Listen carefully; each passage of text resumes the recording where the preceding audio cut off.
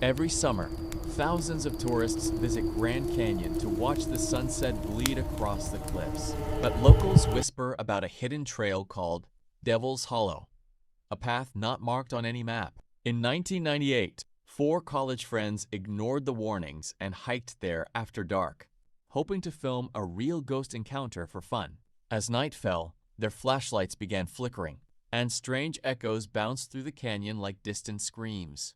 Then they spotted a woman standing near the edge of a cliff, wearing an old white dress stained with dirt and dried blood. She kept whispering, "Don't let him find me." One of the friends moved closer, but the woman suddenly pointed into the darkness behind them. A massive shadow, far taller than any man, slowly crawled across the canyon wall upside down like a spider.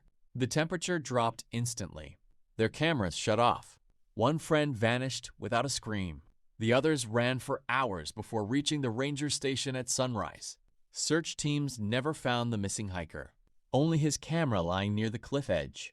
When police reviewed the damaged footage, the final frame showed the woman smiling directly into the lens, while the giant shadow stood behind her with glowing eyes. Since then, hikers claim they sometimes hear footsteps following them at night in Devil's Hollow, even when no one is there. Near Golden Gate Bridge, there's an old urban legend called the Smiling Hitchhiker. In 2007, a rideshare driver named Marcus was crossing the bridge after midnight during heavy fog when he noticed a young woman standing alone near the railing wearing a soaked red jacket. Feeling bad for her, he stopped and offered a ride. She climbed silently into the back seat, her wet hair covering her face. Marcus tried making conversation, but she never answered. As they drove through the empty streets of San Francisco, the inside of the car became freezing cold, and his radio started playing distorted whispers. When he looked into the rearview mirror, the woman was smiling, a horrifying smile, stretched far wider than humanly possible. Marcus slammed the brakes and turned around, but the back seat was empty, except for a puddle of seawater and a small photograph. The picture showed the same woman standing beside the bridge in 1983.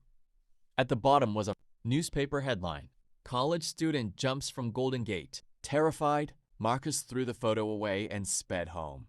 But every year on the same date, passengers report seeing a pale woman with wet hair sitting silently in the back seat of rideshare cars crossing the bridge at night.